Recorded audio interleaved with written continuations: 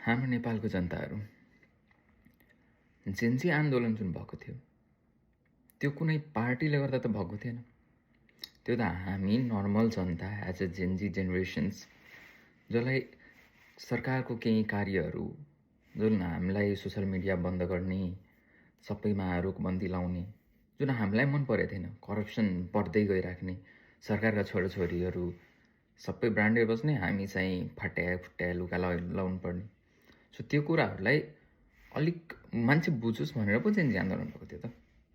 यो हामी यो पार्टीको जेन्जी हो, हामीलाई हाम्रो यो अध्यक्षलाई छोडिदिए, हामी यो पार्टीको जेन्जी हो, हाम्रो त्यो अध्यक्षलाई छोडिदिए भन्ने त भएको थिएन। सो आजको आन्दोलन भनाइअनुसार जुन नर्मल मान्छेलाई पिट्या छ, जेन्जी आन्दोलन गरेर त कोही नर्मल मान्छेलाई पिट्या थिएन। त्यतिखेर त झगडा भयो त्यो पनि पुलिस र जनताको बिच। अहिले अब तपाईँ आफूमै मान्छेलाई पिट्ने भन्छ यो कहाँको जेन्जी हो? यो जेन्जी आन्दोलन कहीँ पनि होइन। र अर्को कुरा के छ भन्दाखेरि मैले चाहिँ भिडियोहरू देखेँ, त्यो मान्छे आन्दोलनकारी भन्दा बढी अडियन्सहरू धेरै रहेछन्। सो इट्स बेटर कि तपाईँहरू पनि जो एसएलसी आउँदैछ पढ्ने विद्यार्थी भाइहरू हुनुहुन्छ, आफ्नो पढ्दै गर्नु होला र काम गर्ने मान्छेहरू आफ्नो काममा लाग्नु होला।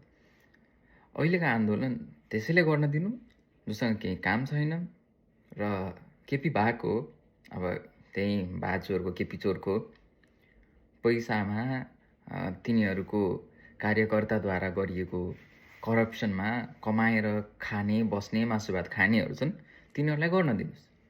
र तिनीहरूको भनाइ सुनिराख्नुपर्छ मिडियामा, यो भएन भने यो जलाइदिने, यो भएन भने यो जलाइदिने।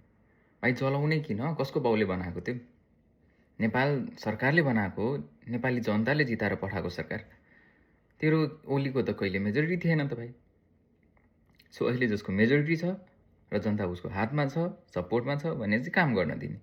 किनभने चाहिँ 100 जनामा 2 जना खराब छ भन्दैमा 98 जन सबैले सफर गर्नु पर्दैन त्यो 2 जनाको कुराले।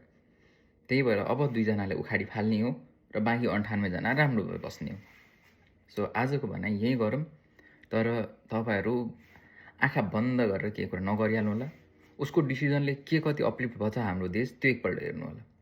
यति वर्ष जुन राज गर्यो त्यो राजले गर्दाखेरि के अपलिफ्ट भएछ, आउटकम के पायो, त्यसमा एकपल्ट गहन गर्नु होला केही कुरा भन्नुभन्दा अगाडि है त। धन्यवाद। Have a good day.